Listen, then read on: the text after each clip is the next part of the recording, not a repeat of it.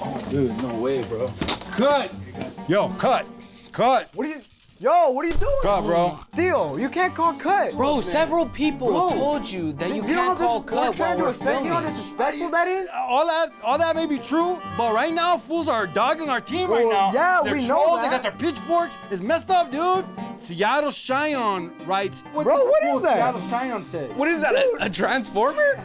Don't be a tech shamer, okay? That hurts my feelings. Maybe LAFC needs to think about trimming the fat and focusing on getting a consistent starting goalkeeper. Okay, excuse me. Bro. I'm gonna talk to Seattle Cheyenne personally.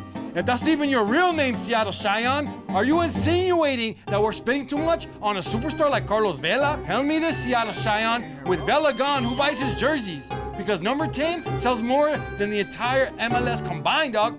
You guys remember that night that I sold the 100 bootleg Vela jerseys in the parking lot? I made bank at the bank. I don't think you should be telling me. Oh my God. Theo, Okay, we have a show to do. I got 2 more tweets. No, you can do it next time, okay? Maybe do your own segment and stop interrupting ours. We have to get started with the show, okay? Help me out, all right? All right, let's go. This is the 110 Football Show. San Jose Forshock edition. And it starts right now!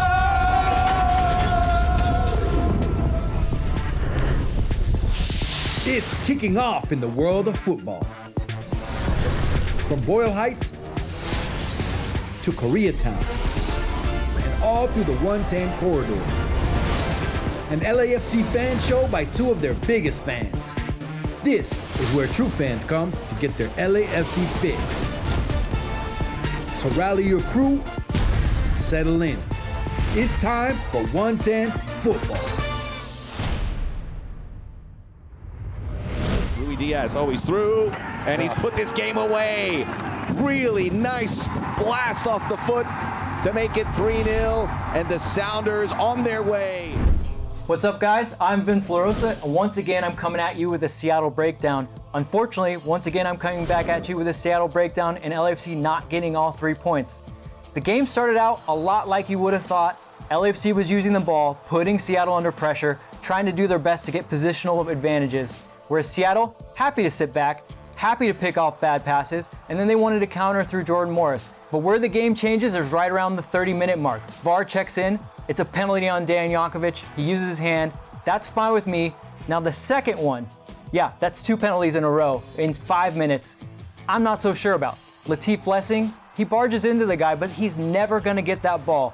LAFC are down 2 goals at half, and although they make a valiant effort to come back, I'm not sure there's a team in the world that's going to come back from 2 penalty calls going against them in 5 minutes time and turning back that result. So where do we go from here?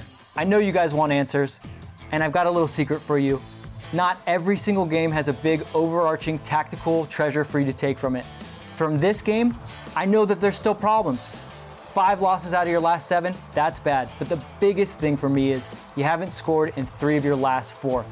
I said this at the last Seattle game, LAFC is best when they're putting teams under pressure, they're scoring goals, they're playing on the front foot. We used to see teams fight for their lives just to keep LAFC out of their goal mouth. And now, the errors are that much bigger, the margins are that much smaller because LAFC simply isn't scoring. Luckily, they're still close to the playoff line. Everyone is at this time. 8 teams are gonna get in out of 12. That's the good news, and there's still a little bit of time to get it going, but unless they start finding those moments and finding goals, playing with the lead, LAFC are gonna drop lower in this race for the playoffs and race for MLS Cup. A few days ago, I was on the YouTube TV broadcast to break down Seattle. Here were my thoughts. And in years past, you were used to seeing Carlos Vela strike for a goal. The teams can play from out on the front foot. That is not happening this year, and it's making it a struggle. Yeah, watching Sisyphus, right? A little Greek reference for you. I mean, every time, man, it's the boulder back up the hill. And in this league, when there's so much parity, and I would say even not just parity in general, but Seattle's one of the better teams, you can't put yourself up against it. You can't narrow those margins to the point where you got to go all out. And even though LAFC goes all out 2 goals down, then Rui Diaz pops up and he makes it 3, and then for sure the game's over. So that's what happens. You can't put yourself up against it like that. Tell the folks at home where they can follow you and get all of your latest LAFC takes on Twitter. I'm still at LAFC Vince at Twitter, so keep that hashtag close. And then, of course, guys, check me out on 110 Football. That's on YouTube every Thursday night. I'm a correspondent there with my guys, Connor Kolopsis and Jerry Reynoso, so check those guys out. That was pretty good if you ask me. And now to another handsome correspondent for the post-game on Vancouver. Thank you, handsome gentlemen in the studio. I'm Vince LaRosa out here at the site of what was a demolition at Banc of California Stadium. Let's make a little recipe for success and bounce back here. What do you need? Maybe an own goal, a goal in the first minute, some set piece goals? Well, LAFC got all of those things. You know what? I can't even break this down for you guys. Why don't we just show the supercut of all the goals? Yakovich! Yeah! BWP has got one number 14. Oh, again, he's got number 6 all by himself. Trick, Bradley Wright, Phillips. Oh, beautiful. Rossi! Danny Musovski's going to claim it is goal number 6 on the night. All right, that's just too easy, just like this victory. I know you guys pay me for a little bit of analysis. Here's something for you. Edward Atuesta, he gets his first start since the Orlando tournament, and he's magnificent. From minute 1, it's a throw-in. He turns the whole field on its side, gets LAFC into space, and they win that corner kick that Dejan Jakovic converts into the fastest goal in LAFC history. From there, it's the fastest 4 goals in MLS history. And then one better, the fastest 5 goals in MLS history. The team that last did that, it was Seattle against San Jose. The next step is putting it all together on Sunday. San Jose's coming into the bank. This is the time to do it. And quite frankly, after the beating we put on San Jose the last time, this might be the team to do it too. LAFC did not put their foot anywhere but the gas. After a 6-0 victory, are we back? Are we officially the team of old from 2019 that dominated MLS from top to bottom? Well, there was a lot of good things in there. I'll say the midfield was great, the pressure was great, the patience was great. Look, this team got shut out 2 straight games. If you can find goals, you're gonna win games, and that's how LAFC has always won games in the past. But from here, it's gotta be consistency, and that's gotta start on Sunday, back here at the bank, back against San Jose. And back to you guys in the studio. Thanks, Vince's. Yeah, man, that Seattle loss was tough, but I'm optimistic that, you know, after the Vancouver win, maybe we can get a win against San Jose. Yeah, well, both games are must wins, and at least we got one of them so far, so yeah. Campbell, take it away. Here's the Western Conference. Teams have been up and down this season. I mean, see Colorado, they're actually finally hitting some good form. Speaking of the Rapids, did you know that Steven Beitashour signed with them this week? Oh, good for him. Here's the Eastern Conference. Okay, hear me out. Chicago. The hype train was crazy earlier this preseason. I mean, the rebranding, the going back to Soldier Field just to be one of the worst teams in the Eastern Conference. I mean, come on, you gotta feel sorry for them. Well, I don't feel sorry for Miami. I mean, the pickup with Higuain and Matuidi, jeez. I mean, yet they're still the same old crappy Miami.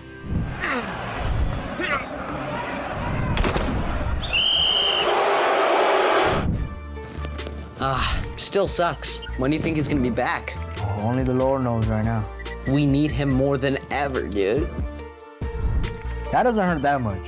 Well, but still, I mean, LAFC have been conceding so many goals. We need the defensive reinforcements. Started against Salt Lake, got injured against Salt Lake. Hopefully we'll see him back and fit. Sure. Boom. Now here's Eli with his thing.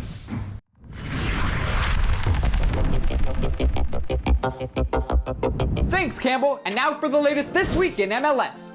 Let's start things off with my goal of the week. We head to Harrison, New Jersey for the battle between the New York Red Bulls and FC Cincinnati.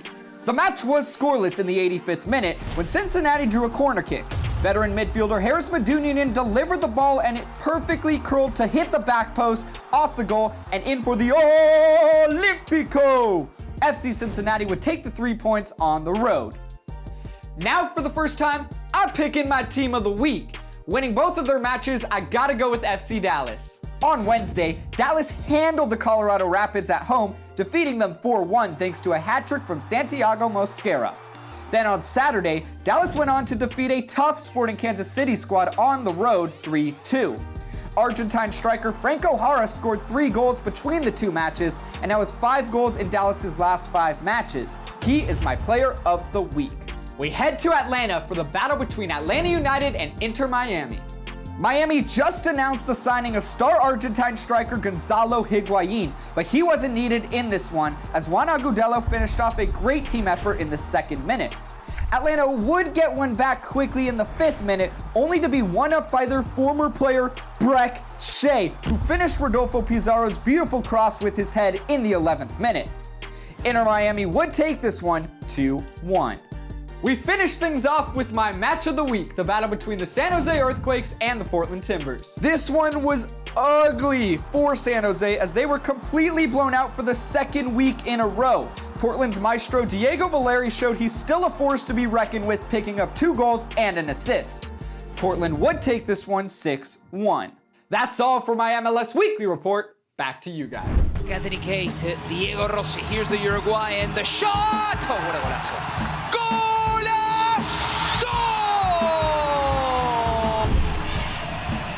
Here's a Uruguayan, slips, and the shot, it's in! Goal! José Cifuentes! Here's the shot from mid-distance, can it be? And yes! Count it! That's gonna do it, a big win by LAFC. Dude, Rossi and BWP really showed up against the Earthquakes that win. While it's not seismic. Nice one, but a little too soon. Oh yeah. Just happened this It week. just happened. It was a much needed victory for LAFC, and very few people can say that they defeated an earthquake. Very true. And Sunday isn't much different in a season that has been up and down for LAFC. Every club in the conference is competitive. Listen here, America. Okay, I am so confident that LAFC will beat San Jose. If we don't win, I will let Campbell throw a pie in my face. Piegate goes down at Bank of California Stadium this Sunday, September 27th, with kickoff at 7:30 p.m. Pacific. Oh God, I hope we win. What kind of pie you like?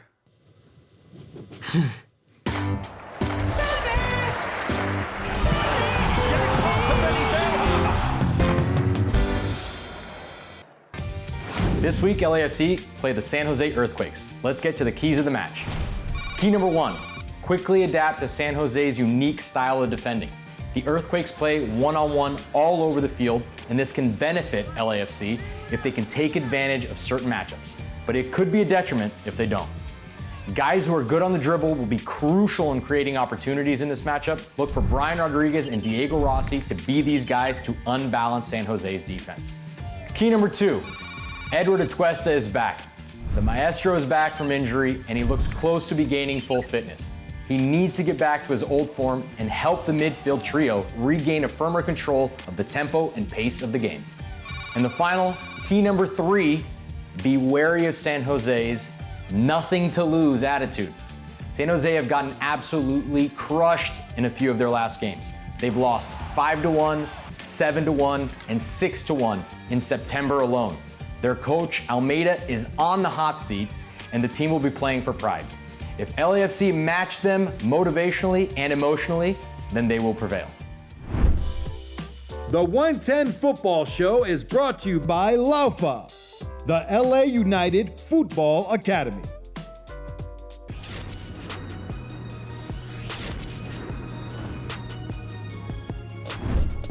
What's up, everybody? Jerry and Omar here for this month's edition of Give and Go. Tell them how it works, bro. It's really simple. Each fan who contributed to this week represents a slice of the wheel. I'll spin the wheel, and Jerry will pull the slice it lands on and read the selected tweet. Then Omar and I will discuss and decide on the prize. Ready to go? I'm very ready. All right, let's do it. Go ahead and spin the wheel, brother. You know what to do. All right, I guess I go first. Right. What do you think of my fit, huh? Yeah, exactly. What do you give him? What do you think first? I don't know. We'll have to see about the tweet first, you know? Oh, shot clock. Jeez. All right. So here we go. Little Mac Jr. says, we are in need of new defenders. K, Segura, Djakovic, Harvey gotta go. I miss Dio and Zimmerman, and I preferred Zimmerman over Djakovic. Dio was a decent player.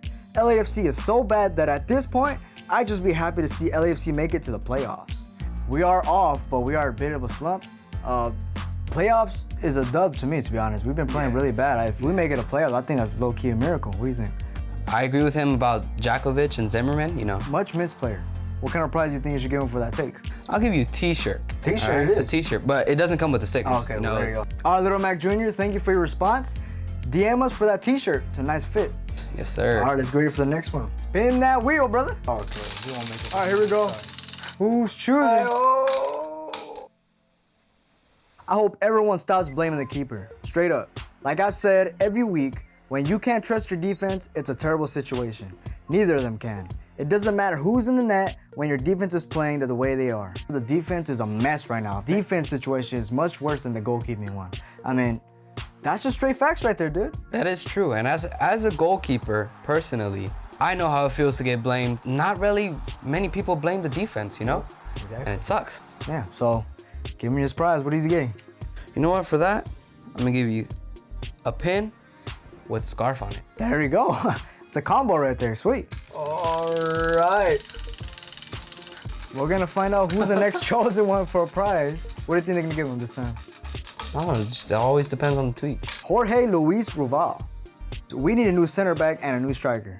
There's no other explanation. That's just straight up. Simple one. I like simple. I like fast. Facts. You know what? Just because of you, Jorge, I'm gonna give you a t-shirt. There you go. Let's go on with our final spin of this month's edition of Jerry's Give and Go. Remember, Jerry's Give. Well, come on. Jerry's Give and Go with Omar. Okay, I like that. All right, spin that wheel. Too clean.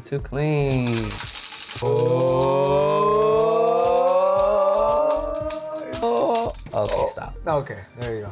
All right, this is the big homie, Red.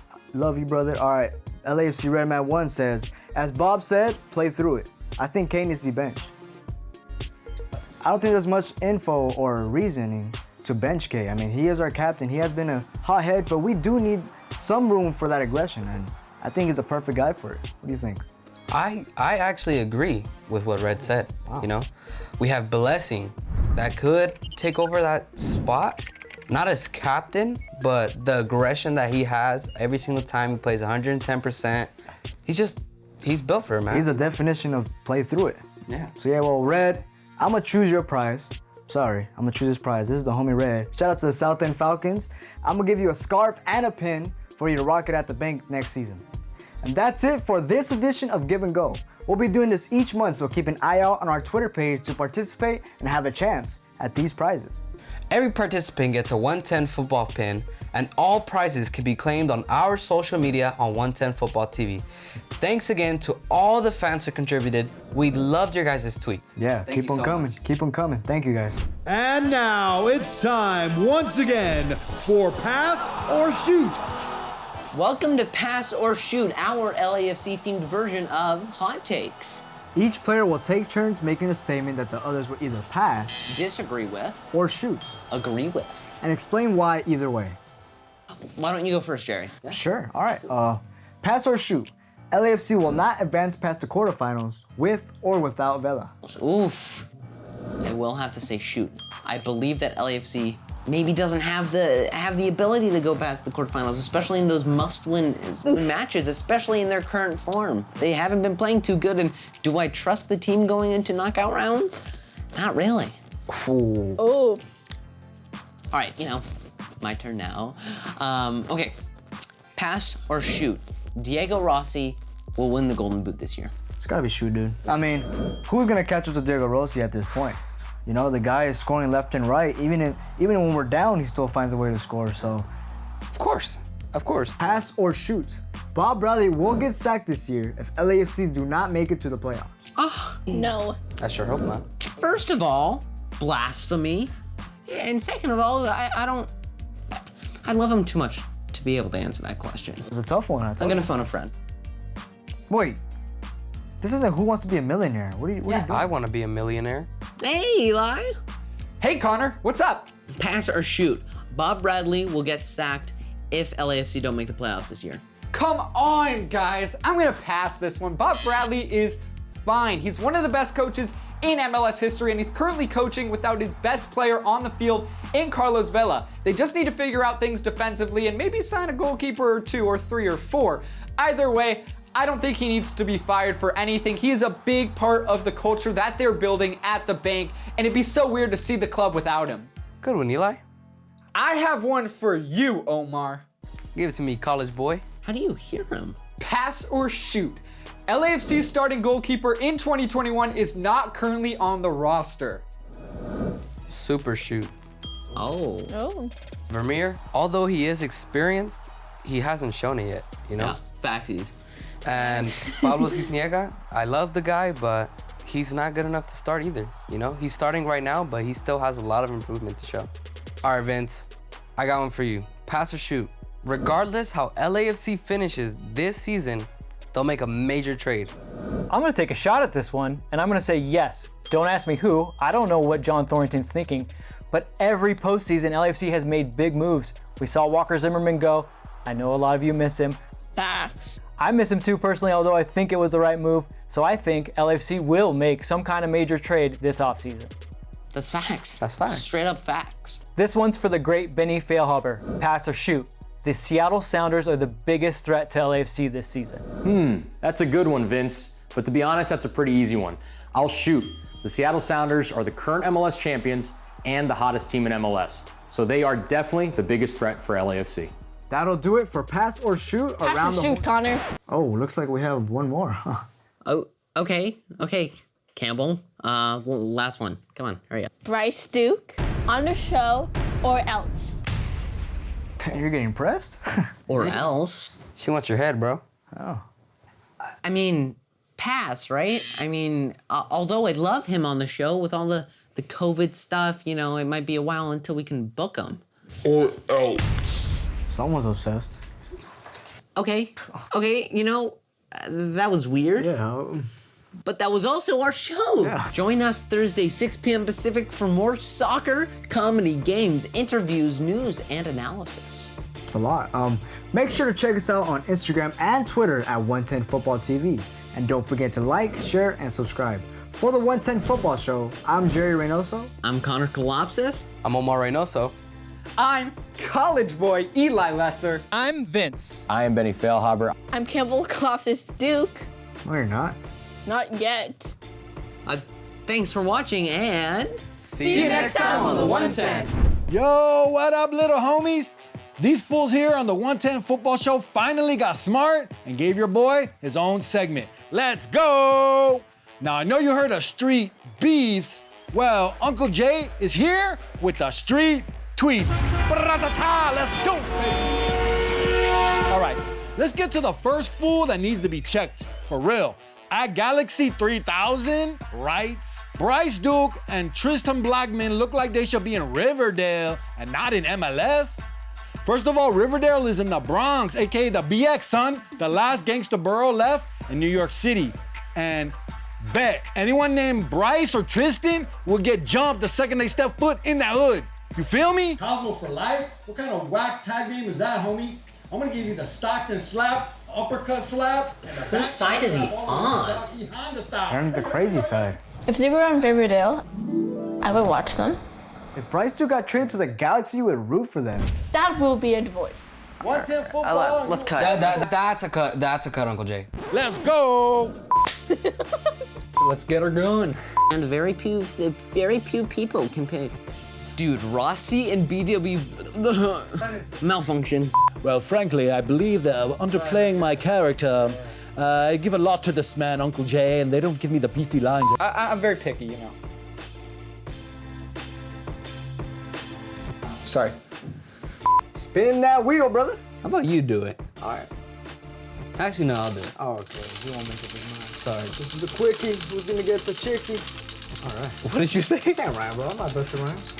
Oh, Uncle Jay's Uncle Jay's choice. What? Oh, she's back. What's up? All right. Oh, God. I like that.